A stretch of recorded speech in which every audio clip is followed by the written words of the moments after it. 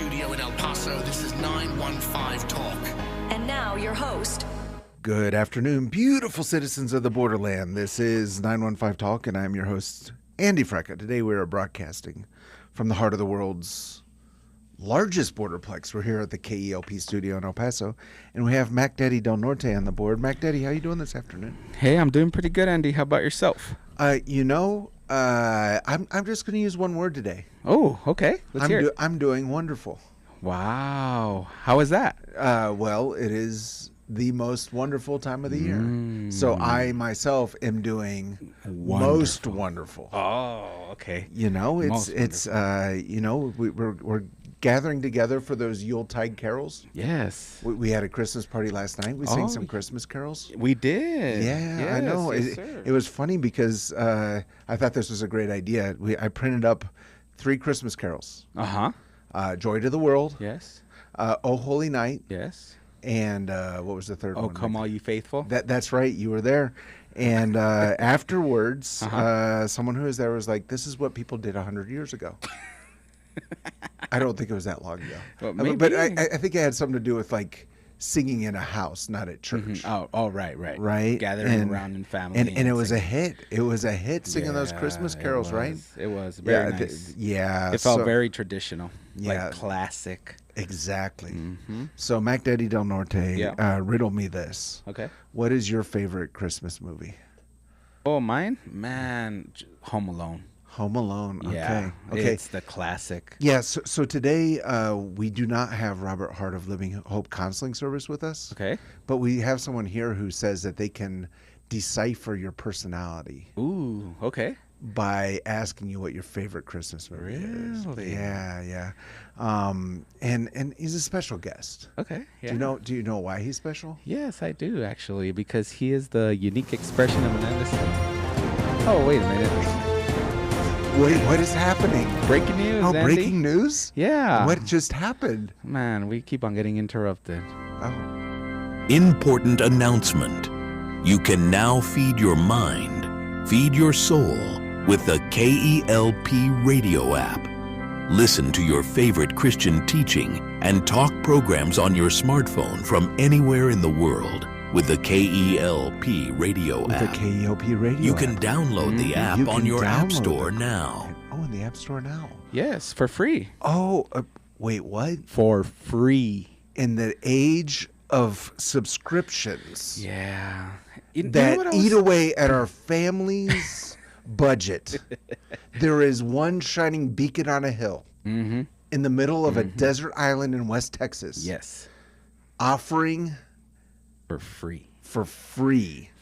The opportunity to feed your mind. Yeah. And feed your soul. Yeah. KELP radio app. Definitely. People should download it. There's no catch. It's actually free. There is absolutely no catch. No. And one of the fun things about it is the message to the studio. You just hit the button. It says message to the studio. Yeah. And what happens if you push on that button, Mac Daddy Del Norte? What happens is that you receive a message directly to your laptop. I receive a message. Yes. Yeah. That is So if you want to message the studio, you just click on the app. Message the studio. Yeah, and sometimes we have listeners during 915 Talk, and I get that message, and we talk about it on air. It's a lot of fun. Yeah, definitely. The KELP radio app. Yep. Oh, but that's not what we were talking about. It's the most wonderful time of the year. Oh, right. Christmas movies. Christmas Mac movies. Daddy Del Norte, what is the true meaning of Christmas? Jesus Christ. Amen. Yes. Do you think sometimes we get distracted from that, Mac Daddy Yes, Del Norte? definitely. Definitely. Yeah. Yes. What distracts you the most from the true meaning of Christmas? You know what? Presents. Presents? Yeah. Oh, you're a presents guy. Oh, yes. I love giving presents and receiving them. Giving. It is more blessed to give than to receive. Amen. Yes. Yeah, Yes. I'm okay. already doing I'm a little late this year, but I've been doing my Christmas shopping lately. You're a good man. All right. So we're going to be talking about the meaning of Christmas. Uh-huh. We're going to be talking about the origins of Santa Claus. Oh. We're going to be playing a game. Okay, cool. I have no idea what the game is. All right. This guy just walked in. He says, we're playing a game. And I said, I'm all in. Yeah, for He's sure. a good friend of this sure. radio ministry. You hear him each and every weekday on KELP radio at 12:30, the Better News radio broadcast. He is the lead pastor at Cross of Grace Church here in El Paso. Without further ado, let's give a very warm Borderland welcome to the one, the only, Pastor Ricky Alcantar.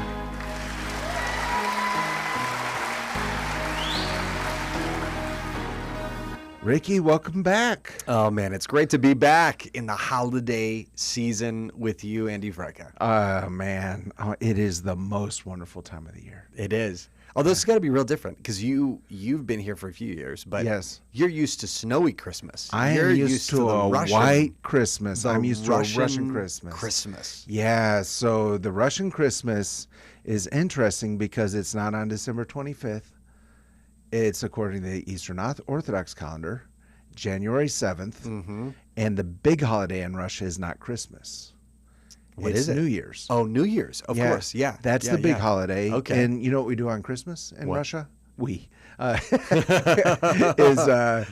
celebrate the birth of Christ. Well, that's great, That's Andy. it. People just go to church, and that's it. Oh. That's the whole thing. I love it, man. Yeah, so. Well, this is great. Well, I'm excited because we're going to spend this hour from our previous conversation talking about Santa, talking about myths about Christmas, thinking about how do Christians think about Christmas? How do Christians think about Santa Claus? Right. And there are Christians that are all over the place. And so we know that among the listeners of KELP, there's probably people that have a take on, they love this part of Christmas, they don't love it. They love the celebration of Christmas, they don't love all the pomp and circumstance, and they just wish it was going to church, just like you described. So we're going to get into all of that, but here's what I'd love to do. Could we introduce the topic by me putting you on the spot to play a game? Well, you know I get nervous about being put on the spot, Pastor Ricky. Well, the problem is the first time I came into the studio, you put me on the spot and you gave me a Bible quiz. Do you remember that, Andy? I have no idea what you're talking about Yes, right now. you do. I remember it. I remember it very well. So here's what we're going to do. Okay. I have, and side note, I have a reason that listeners should be following the YouTube broadcast. Or Facebook. Or Facebook. Yes. Because they're going to be able to see something really funny in a minute. Okay. And here's the way the game's going to work. I'm going to ask you a question. It's going to introduce one of the topics we're talking about today. Okay. And if you answer correctly, I will put an article of clothing that's Christmas related on. If you get it incorrect, you have to keep accumulating articles of Santa Claus clothing. Okay, so if I get it right, you put on the Santa clothing. If I get it wrong, I have to put it on. Yep, that's right. Okay, it's the opposite of a type one of these, poker game. Yeah, so one of us is going to look like Santa at the end of this game. Okay. Okay? All right, and like my goal is to make that person you. Yes, that's the goal. Yeah. Okay. Okay. Unless you would really like to wear the Santa costume, then you can. I don't lose at on all. purpose. I had to turn on the air conditioning before you came in, so yeah, it can get stuffy in here. So I'm gonna win. Go ahead. Okay, here we go. I have full confidence. Question number 1. And I have no idea what these questions are. You have, I can verify that. You have no knowledge of these. 9 minutes ago, I found out we're playing a game. Right. Number 1, first question, first topic. Okay. Is about holiday spending in America. Holiday spending in America. And the question is this, Andy. Okay. How much money per person do Americans on average spend at Christmas time? Is the answer $900? Okay. $200 or $500? Okay. So how much spending per person does the American family do? Is this just for gifts or is this like food? This is it includes gifts and any specific, like buying a stocking, stuff like that. Okay. You know, specific Christmas spending. So what's your guess? Per person, 900, 200, 500. Okay, so 200 seems low, 900 seems high. Okay. 500 seems boring. Okay. Right. So, but I'm thinking like a family of 5. yeah, so that would be $2,500. Yeah. I hope no one's spending more than that. Okay, is that your final answer? 500. The correct answer is $900 to $1,000 Per person. person. Oh no. Okay, so What here we piece go. of- oh no. Here we go. I'll take the hat. Here we go. Can I have okay. a hat? Yep, you got the hat here. All right. Wait. Let me see. Okay. Okay, there we go. Yeah, I'm already looking way more like Santa than Pastor Ricky Alcantar. Okay, Lead here we go. pastor That's our of- first topic. All right. So stick with us. Second topic. The origins of Santa. The origins of Santa. Which company decisively shaped the way that the modern Santa looks? Coca-Cola. Oh, you know already. I know. Oh, correct. Okay, so then I'm going to have to do a hat here. Okay. I'm going to have to do a hat. Okay. Here we go. Oh, you're just doing a hat. Yeah, I'm just going to do that. Okay. I'm going All to right. do the hat. Okay, Here we go. so for our radio listeners, we both Yeah, have this is great radio, huh, Andy? Santa hats. We both have Santa hats. You can go to the 915 Talk on YouTube. Take your headphones off and put the hat on. Okay, here we go. Hang on. Yeah, it's okay. I'll continue talking. Pastor Ricky is putting on the Santa hat because I knew I knew the Coca-Cola answer. I knew that one. Okay, Oh, so you're that's looking great. That's perfect. All right. The other answers would have been RCA and Hershey's, who both used Santa, but the originator of the rosy cheek, smiley kind of RCA and Hershey's. Yeah, but the ones that gave RCA us is like the technology company. yeah, like the radio, the TVs, that kind of VCRs. stuff. But it was actually Coca-Cola. Okay. Which we'll talk about in a minute. Oh, that was the other two. Yeah, guesses. those are the other two Yeah, answers. okay. Okay, third question. How did we get to the date of December 25th as the celebration of Christmas? Is it A, tied to the pagan winter solstice? Okay. B, a Christian creation itself? In other words, Christians just decided. Or 3, is it a date of druid magic? Okay, I'm going with something not Christian here. Okay. So it's definitely not B. The winter solstice is December 21st. Yeah. Right. Yes. And so what was the what did you say here? Okay, so the correct answer. Do you want me to give you the correct answer? No, I still Oh, haven't it's pagan guessed. solstice, Christian creation, druidic magic date. I'm going with solstice. Okay. The correct answer is Christians. Oh, Christians came up with the Yes, date. which we'll get into we did something in a minute. great. We did Okay, something good. so you can pick from the beard or the jacket. You don't have to put it all on. But, I mean, I feel like I do. okay, That's what yeah, we decided. that's what we decided. Okay, I'll let you put that on, Andy. I really hope you're watching live on Facebook or on YouTube because this is Andy looks very festive Yes. right now. Fourth and last question. Okay, the origin of Santa. Okay, the origin of Santa. The man who inspired the legend of Santa Claus, Okay. which we'll talk about, was present at which event in church history? Was it A, the last of the Roman persecutions? Okay. B, Constantine's conversion to Christianity? Okay. Or C, the Council of Nicaea? It's either B or C. I'm gonna go with C. Okay, that is half correct. Oh, Because that's right, Andy. Because so I don't know who gets the beard. Because You do. it was because I'm wearing plenty right now. it was actually he was present for the last of the Roman persecution and the Council of Nicaea. Oh. which most people don't know about. Okay. So I'll put this beard around myself at some point. I'm gonna just tuck it into my collar here. There we go. Okay. How do you feel I did?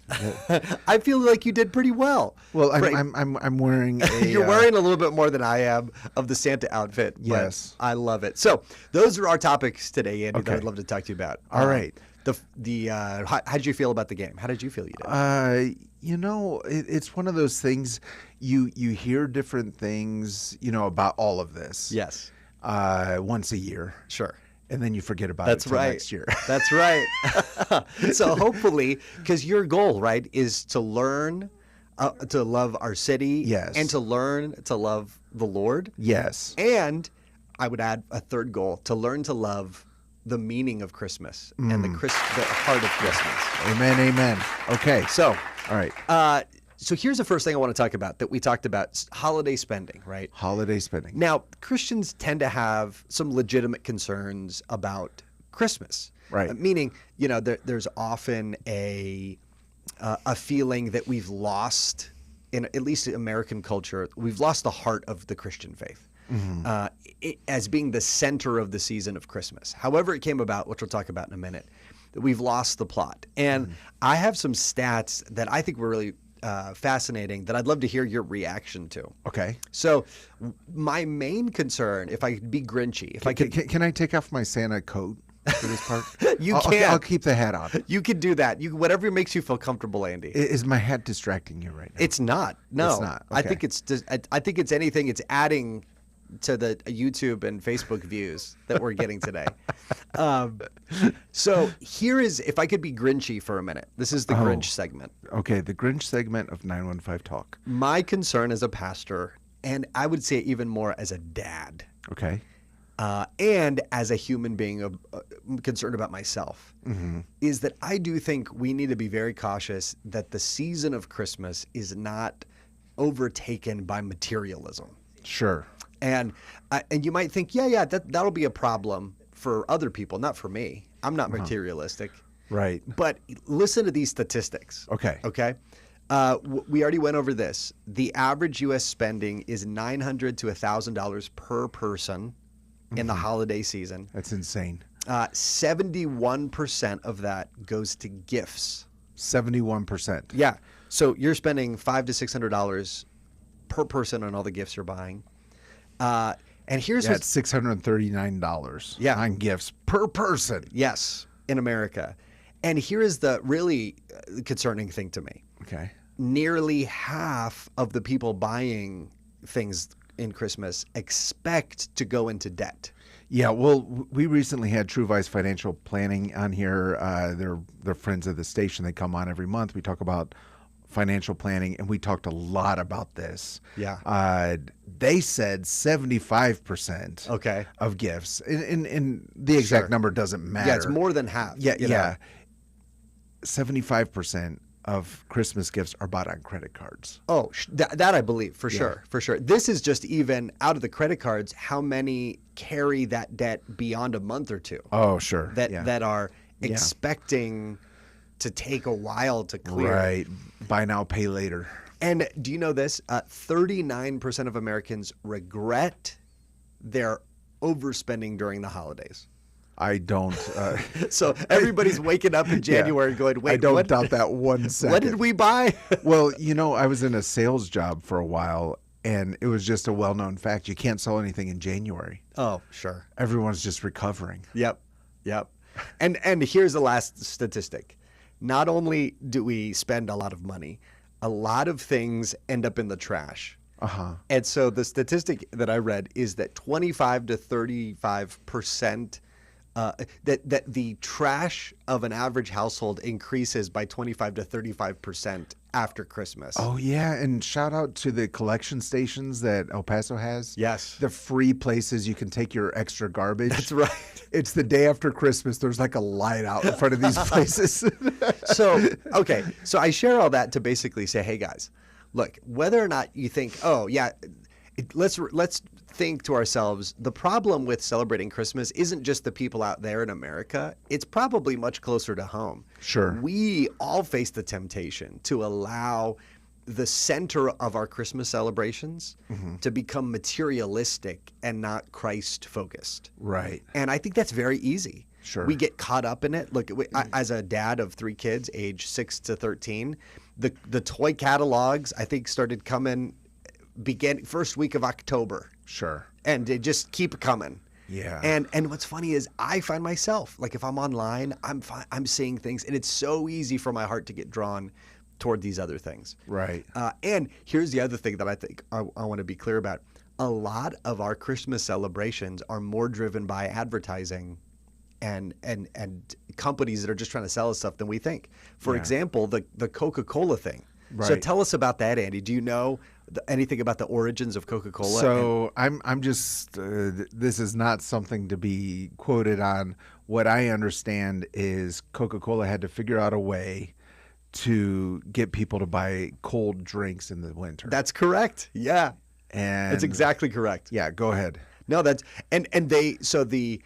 of course, what could be better than reinforcing a Santa who is happy, who is drinking a Coca-Cola that happens to match his Santa costume? Yeah. So even though there was a lot of Saint Nicholas wearing red of different kinds, the iconic costume that you're modeling so beautifully Yes. this afternoon, Andy Frega, is that essentially was created to sell people more Coca-Cola in the winter. Right. And so I think it's important to remember, okay, some of the way we think about Christmas season is informed not by Christ, not by the Bible, not by the Lord, but it's just informed by people that want to sell us something. Sure. And so in a sense, what we have to do as Christians is we have to reclaim the month of December as a moment of Christian reflection, not just going along with the rest of the world. Yeah, and there's absolutely a beautiful part to the whole gift giving part. Sure. But of Yeah, we're going to course, talk about that. That goes without saying,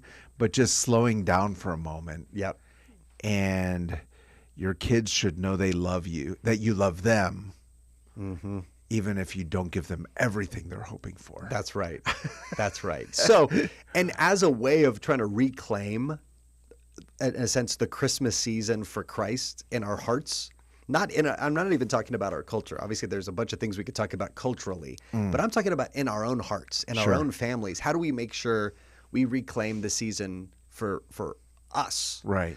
And I want to talk a little bit about Nicholas of Myra, or Saint Nicholas. Saint Nicholas. Who is the basically the originator of most of the versions of Santa. So if you trace them all the way back from Coca-Cola through the Dutch, through all those things, down, he's actually a wonderful Christian man from the 300s, from the 4th century, 3rd and 4th century in Christian history. Okay. Now, do you know much about Nicholas of Myra? I believe the only thing I know is based on a VeggieTales episode. Well, it's kind of like, have you ever read the book of Exodus? Well, no, but I watched The Prince of Egypt. That's right. That's right. That's kind of where my level of understanding is at. Well, that's actually how I was introduced to Nicholas as well. There was a animated movie short that my parents showed me. But here's the remark. I'm going to tell you why the true story of Santa, if I could say it that way, or Saint Nicholas. Santa just means saint, right? Right. Well, the true story of Nicholas is Santa just means saint. Yeah. I feel like you just brushed over that. Yeah, so that's why he's called Santa Claus. It's Saint Claus, right? Or Saint Nicholas. Okay. Now, here's the amazing thing about Nicholas. He starts the story with more wealth than probably you and I are ever going to have. Okay. So he grows up in Turkey, which is modern day Turkey. He was raised in a Christian family, which was not completely common at that time. Okay. But it was accepted to some degree at that time. And his parents were very wealthy. Okay. And so he, through his parents passing away in somewhere in his young adulthood, he inherited a significant fortune. Okay. So here's what's funny. He's a privileged young man. Yeah, so that we often think, okay, the goal of Christmas is to get stuff. Okay. But actually, Nicholas starts out with more than you and I will ever have, and his trajectory is actually to give it all away. Okay. And so what he does is he begins using his parents' wealth to bless and serve other people. Okay. And there's this beautiful story of one of the first times he does this is there was somebody in his town that had 3 daughters. But in that day, you had to give your daughter a dowry so that she could marry and start a life. That was just what was traditional. Sure. But this poor family didn't have dowries for these 3 daughters. And so, the family's distraught. They don't know what's going to do. And so Nicholas, this is the legend, this is a little apocryphal, is that he begins delivering bags of money slowly to this family so that they can have dowries to marry their daughters and so that they're not forced onto the street or something like that. Right.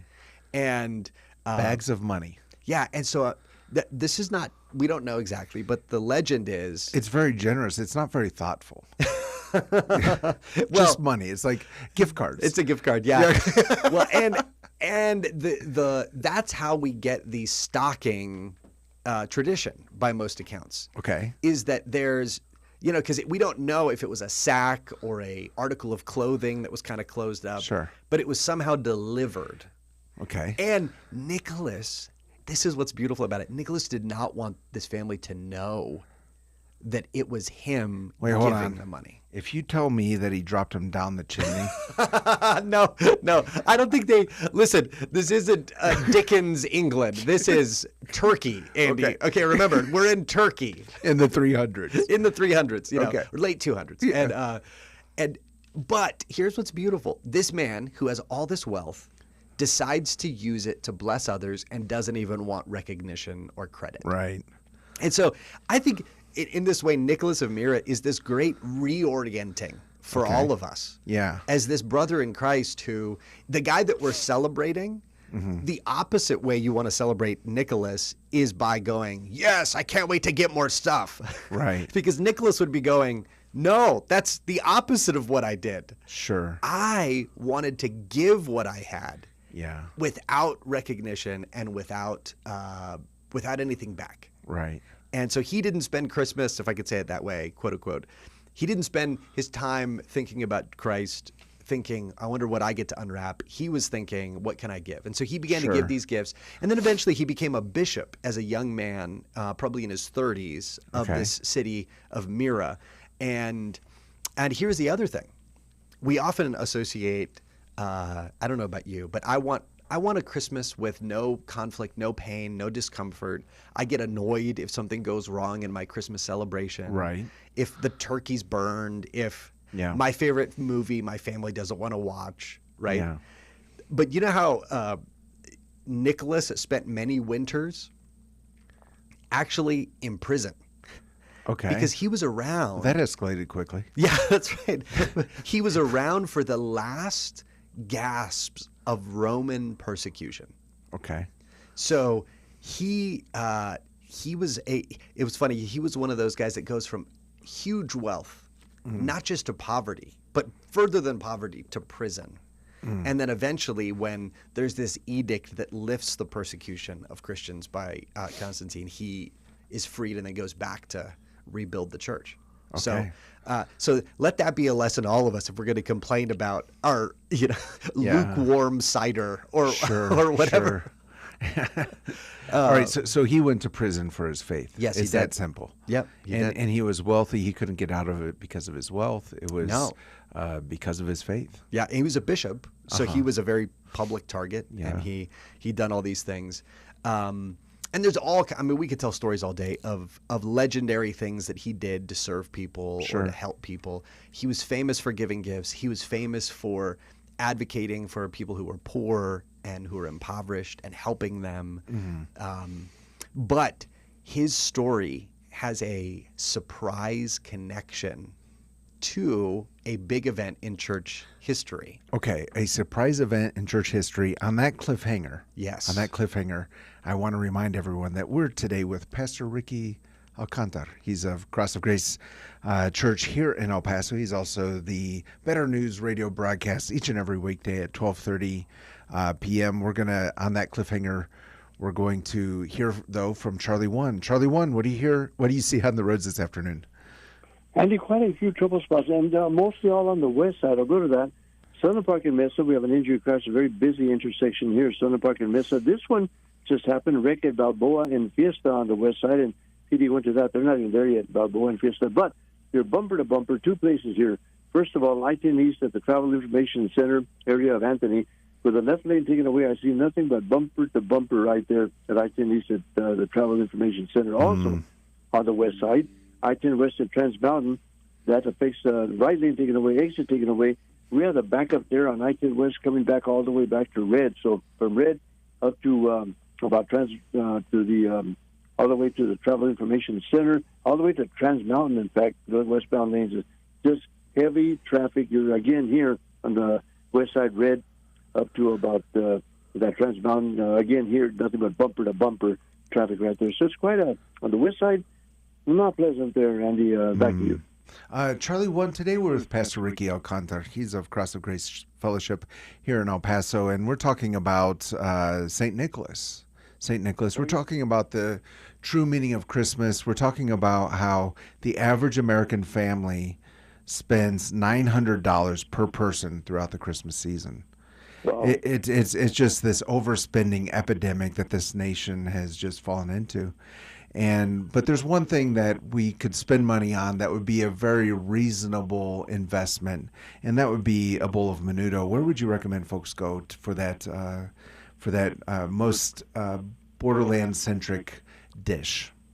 And I'm glad you asked that, Andy, because I got a little information about menudo. Because speaking about not spending too much money, menudo, it's a staple in Mexico, and Mexico evolving from it. It was called back then. It was called the poor man's soup. Poor man's soup. Poor man's soup. Then after that, it became a beloved dish for holidays like Christmas and New Year. Most popular in northern Mexico and border regions such as El Paso. And here's the important thing: it symbolizes family and community. So that's very important for that menudo.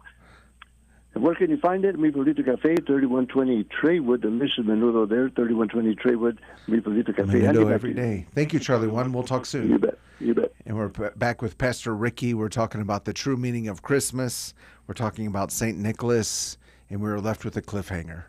Yeah, so when we left off, we were talking about how there's another unexpected connection between Christmas and the truths of Christmas that we celebrate. Okay. And this figure, St. Nicholas, called by some, or Nicholas of Myra. Okay. And here's the connection. When we celebrate Christmas, who is it, Andy, that we're celebrating? Jesus? Yes, you got it. It's Yeah, good. thank We're you. a Christian radio station, so we got that right. It's funny. It's so often when I'm asked a question like that on air, I'm like, I hope I get this one right. Am I missing something really obvious? No, it is Christmas. But let me just say this. The truths about Christmas, the heart of if you could say it this way, what is the truth about Jesus that we celebrate specifically at Christmas? Not just the truth at Easter or Good Friday. What's the Christmas truth, Andy?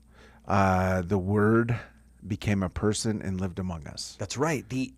Some call the incarnation of the Son of God. Right. Now that truth was actually clarified and codified by the church at what was called the Council of Nicaea in 325 AD. The Council of Nicaea. Yes. And so this is a council Constantine convened to resolve a key church dispute. Now, the dispute was, Jesus is obviously he's God, we worship him, we follow him, and the church had been doing so. But there was this man Arius who said, well, I think the way to make the most sense of this is that every time I hear about Arius, I get really upset. Well, it's probably good because he was sincere, but he believed that the way to make sense of Jesus becoming man is by saying, well, there was a time before he was, meaning that Jesus was the firstborn of creation, but was created by God the Father. Right. And wasn't fully God the way that God the Father was. Right. And so there's this big council to decide, okay, well, what is it that we're celebrating in the incarnation? Is it that this this one who was created again in a womb, or is it that the eternal God with no beginning leapt from heaven's glory into the stable? And so you might not realize it, but this council was about, in many ways, it was about Christmas. It was about the incarnation. Sure. Now, Andy, can you guess who happened to be at the Council of Nicaea upholding the truth of Christmas? I'm going to go with Nicholas of Myra. That is correct, Andy. Yeah. That is completely correct.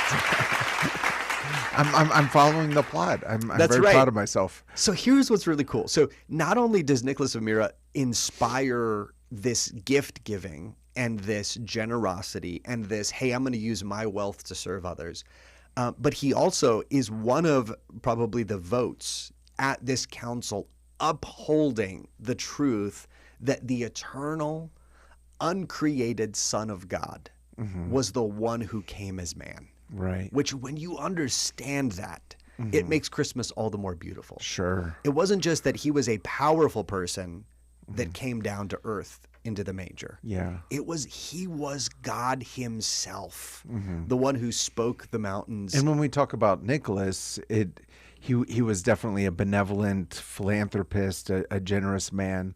but he was also very concerned about people understanding the truth of who Jesus is. That's right. I have to read. I think it's so beautiful. In case you think creeds are just stuffy, old things that theologians pour over, I'm going to just read you a couple lines of the Nicene Creed. Yes. And listen to how beautiful this is. Imagine Nicholas is there as they're putting these together.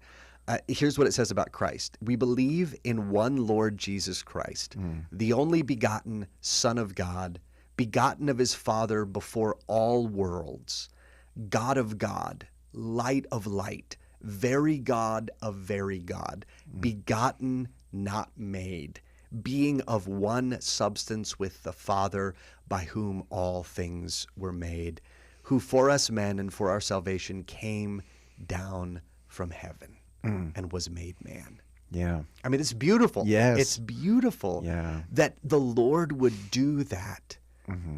Not because he was obligated, not because he had to in some, like we twisted his arm, but because he desired to come and pursue his people. Sure. And so when you get the gap between who he is and then what he did in the incarnation and in the manger, it's absolutely glorious. So so here's what I would say: the true and better Santa, if I could say it that way. The true and better Santa. Nicholas of Myra would say, 1, be generous, and 2, think rightly about Jesus, that you might celebrate him rightly.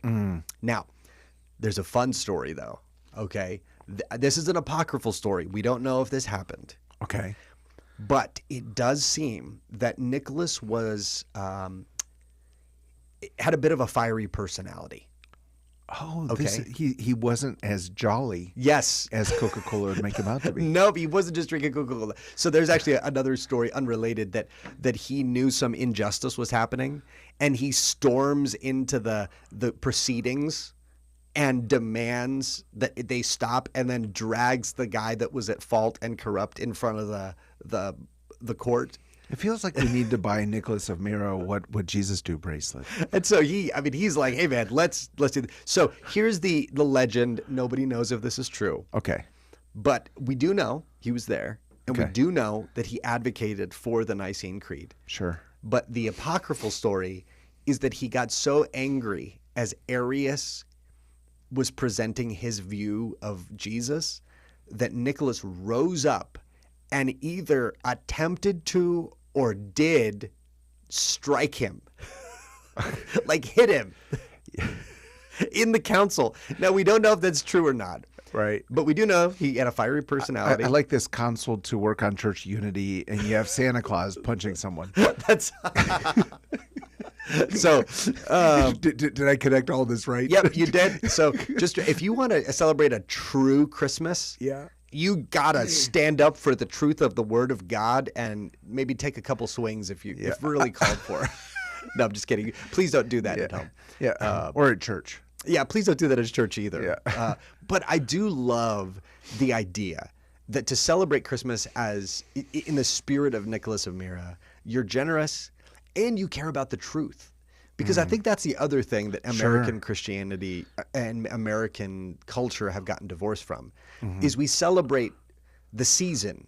You know, you see these ads, celebrate the season, celebrate good times, celebrate, presents.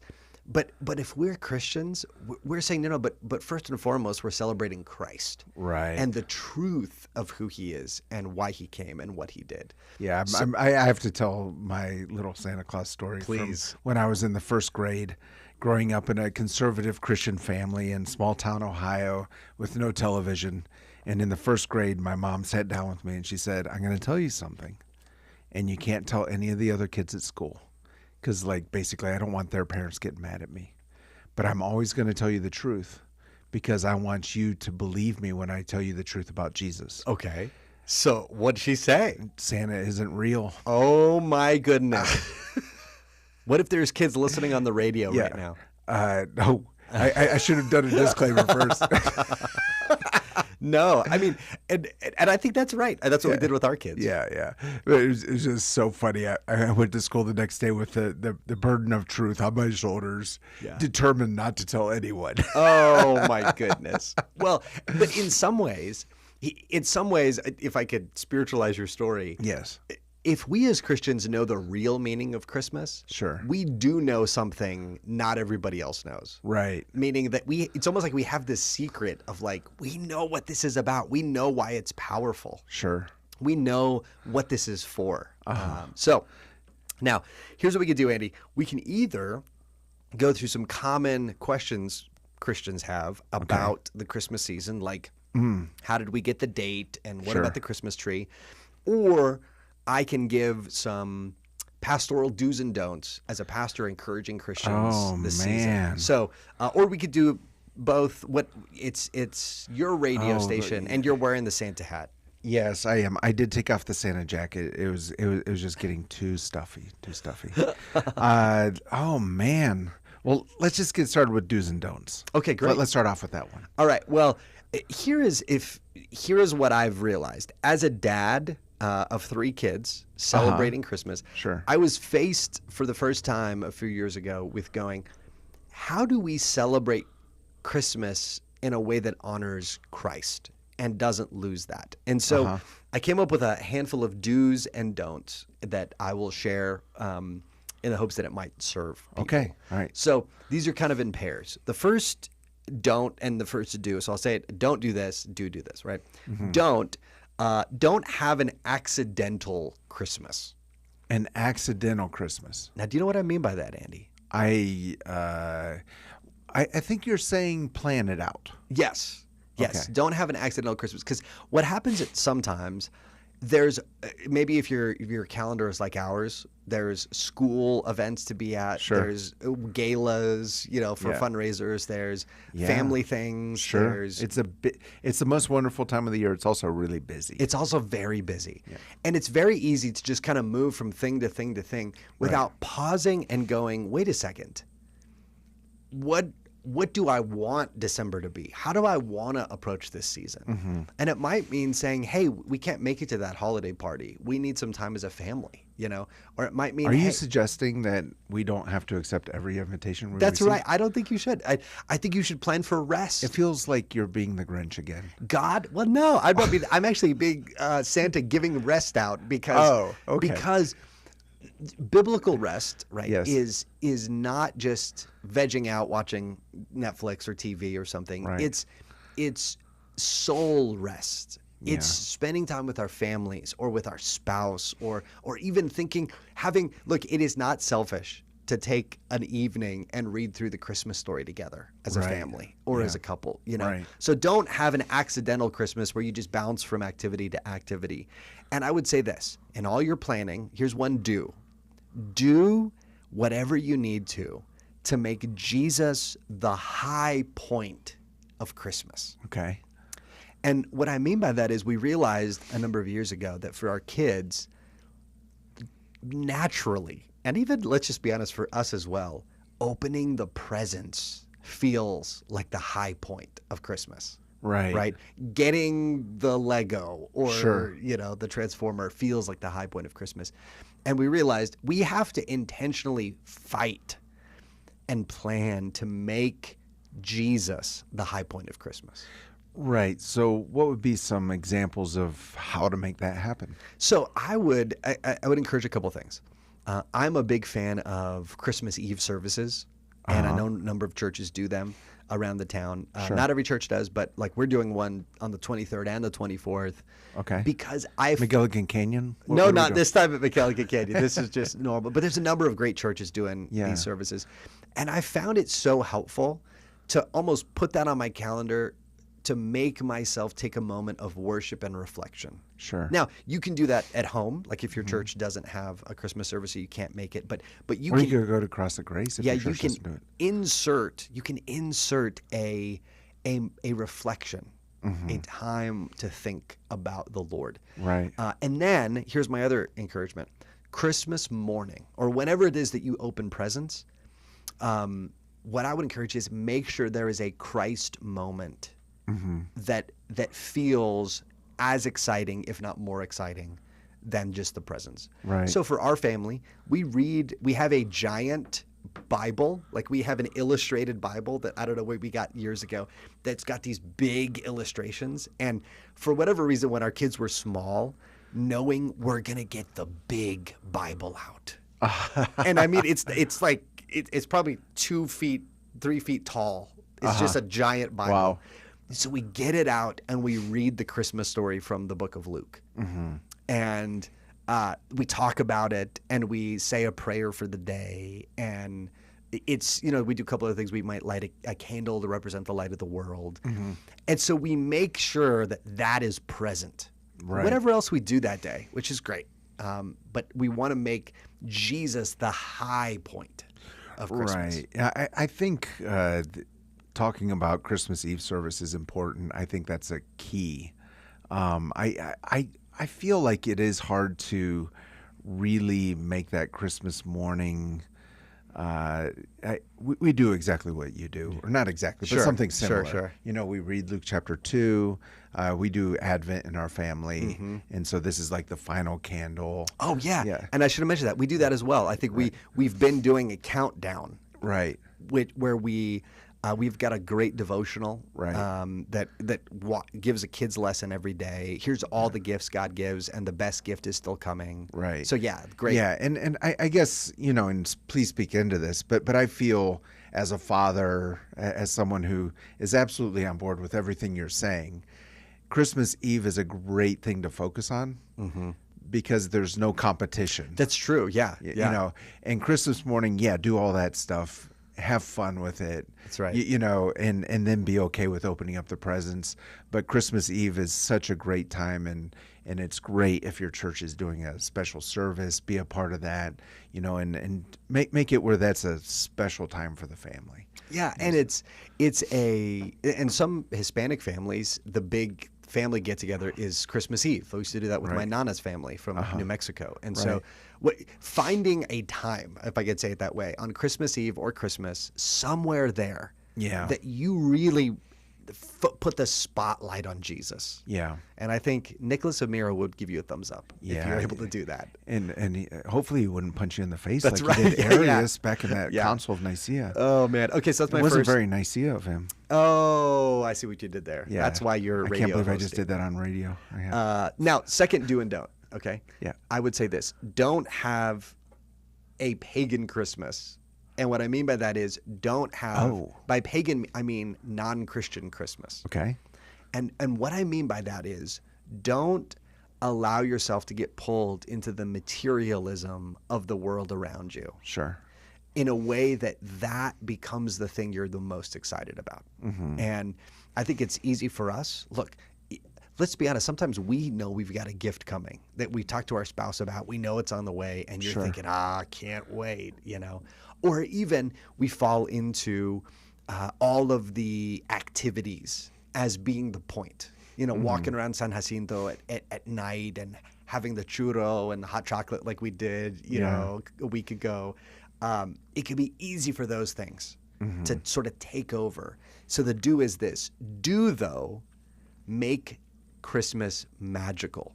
Okay. And what I mean by that is I've been reading this devotional from G.K. Chesterton, who's this old British writer, and he talks about how one of the great things about Christmas is that it re-enchants us to the magic of the magic of God and the world that He has made. And what he means by that is our world often disenchants us. It makes us seem like materialism is all there is. The new iPhone is the high point of your life. The new, the latest big screen TV that you get is, so you can watch the Cowboys not make the playoffs, whatever, whatever that is, that's a high point.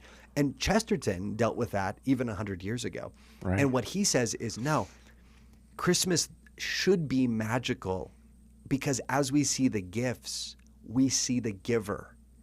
And so he actually is a big advocate that Christians should enjoy the simple things of Christmas more as they grow up, not less. He has this great piece where he goes, we should actually enjoy Christmas more than our kids. Yeah. Because we know the truth of Christmas better than our kids. And we see the grace of God in the cup of coffee on Christmas morning and the Right. cinnamon roll and the lights and seeing a long lost relative we haven't seen in years. We get the beauty of those moments even more than our kids do. Right. So he said, parents, you should actually be enjoying Christmas more than your kids because you see how, if I could say it this way, magical with a capital M, how informed by a divine God who loves us and gives good gifts. Yeah. And so it's basically saying, look, you can go look at lights in a pagan way, meaning like, oh, those are great lights. Or you can go look at lights in a Christian way and go, man, isn't it beautiful how God has made the world? Yeah. That when we see these lights shining against the darkness, there's a beauty and a power to it that points to the light of all things. Yeah, I'm thinking about this. I think that's so important.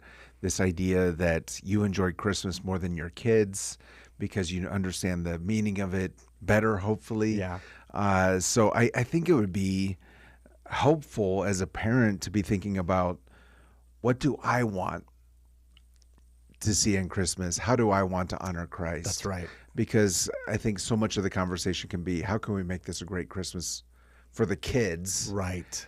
And, very often our mood is dependent then on our kids' reaction to their presents under the tree. That's or right. whatever the case would be. But our kids really, whether they'll admit it or not, are watching what we're doing very closely. And if we're getting excited about Jesus, we're getting excited about true rest. That's right. We're super excited to see the relatives show up. Yeah. Truly. Yeah. and having great conversation with them. I think that's such an example for them that they'll see and take on themselves. Well, there's a pastor I've learned a lot from who he said this to pastors, but I think it's true of parents as well, that the people around you will learn, yes, what you tell them is important, but they will learn more from what you get excited about. Sure. And so if, as a parent, the thing you're the most excited about is this materialistic thing, your kids are going to follow you. Yeah. But if you are actually struck by the beauty of Christ, if you are like, guys, God gives us a feast. The reason we do a feast on Christmas is to celebrate Jesus came from heaven to earth for us. Yeah. Like, great news. Yeah. Then your kids are learning. They're going, oh, okay, I guess we're excited about this. You know? Right. And so I think it's great advice. Right. Now, last one is about rest. And true rest in the Christmas season. Well, I think you did a little foreshadowing earlier. Okay. You said rest is not sitting in front of the TV. Well, yes. And I would. So here's my do's and don'ts. My thing is, don't make it all about you, and do seek to serve and bless others. And here's what I found. I actually read a fascinating study recently that they had two control groups, and they told people that were struggling with anxiety or depression or various mental difficulties that are mild but significant. They told them, okay, you guys, your job is to spend the next 3 days trying to help the people around you, and then they gave another group saying, your job is to spend the next 3 days just doing self-care, whatever that looks like for you. Sure. And so they sent them out, and then they brought them back. And can you guess which group had less anxiety and was happier and more stable? The group that spent their time trying to help other people. Right. And so there's this beautiful truth that is in Nicholas Amira's story. Right. That it's actually our happiness. If we're happy in the Lord and we spend our time blessing and serving the people around us, we actually end up experiencing more joy and peace and comfort. Because if you're going, hey, here's all my expectations for Christmas. Here are all the things I need in order to have a good Christmas. Yeah. Then what are you doing? You're setting yourself up for disappointment. Right. Like, oh, I'm really hoping this one dish I'm making is going to be perfect. It's spoiler, it's not. Yeah. I'm really hoping my brother finally validates my accomplishments. You're going to get disappointed. But if you go into it going, how can I bless my brother? How can I bless my kids with this meal? Sure. Like, if you go into it with that mindset, then I think you'll actually have a better shot of experiencing true rest and refreshment. Right. Now, qualification, there is a Mary Martha thing. So, Yeah. you know, it is easy to spend, if you're the kind of person that you don't need to be told to serve others, you spend all of your Christmas just serving others. Yeah. I would say, okay, that as lovingly as I can, there may actually be, though, an element to where that's your identity. Like, Yeah. I'm the one that always makes everything. I'm the one that does everything. I'm the one, and I secretly hope I'm recognized. Yeah. Right? Where you're like, okay, no. You want to rest in the Lord first. Right. But then after having rested in the Lord, seek to bless others. And I think you'll have a happier Christmas. Yeah, I love that. Just the idea of maybe making a meal for someone. Maybe it's every year your thing is you're part of the church choir for Christmas Eve service.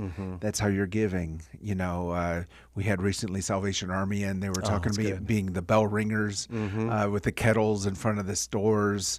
Go out and spend a couple hours doing that. You don't have to do all those things, but maybe this year find one thing. That's right. You know, where you could be giving to someone else. Yep. I love it, brother. And I bet you anything, the people volunteering at the Salvation Army are going to end up happier than the people Absolutely. who just spent the hour on themselves. Yeah. And part of it is that's the truth of Christmas. Right. The truth of Christmas is that God gave of himself to us. And the way we celebrate it and participate in it is by saying, as the Lord has served us, let us go and serve others. Yeah. And I think, as we talked about Nicholas, Yes. I think that's what he would, with a twinkle in his eye. Yes. He has no reindeer. He lives in Turkey. Wait, what? But the twinkle in his You should eye, have started with that. he would wink and tell us that's the true meaning of Christmas. Yeah. Amen. Amen. Just one last question, last minute we have. Yeah. You are a really creative guy. Sure. You brought a game in today. You brought in a Santa costume. You put a lot of thought into your Christmas service, I'm sure. Sure. When it comes to January 1st, 2nd, 3rd, and you look back on Christmas, how do you know that you had a successful Christmas as a church? Oh, man, that's so good. Here's what I would say. This is my prayer for everybody planning services and getting ready to be in the band, getting ready to hand out hot cocoa, whatever. Right. The way we know we've done our job is if the miracle of Christ becoming man is more glorious than it was the year before, we've done everything we need to do. Love it. And if we go, wow, a little bit more, that's what we've done. And Love that's it. We've done our job. Pastor Ricky, always enjoy having you in. Truly both fun and useful and inspirational. As we go into Christmas, may we be inspired to be more like St. Nicholas of Myra. And as we always say, let's learn to love our city and love our neighbors. And let's especially be careful to serve our neighbors throughout this Christmas season and give God all the glory. This has been 915 Talk. You have been listening to 915 Talk, a production of Desert Voice Media. In order to listen to previous editions of 915 Talk, just visit desertvoice.media. Let's learn together to love our city, love our neighbors, and give God all the glory.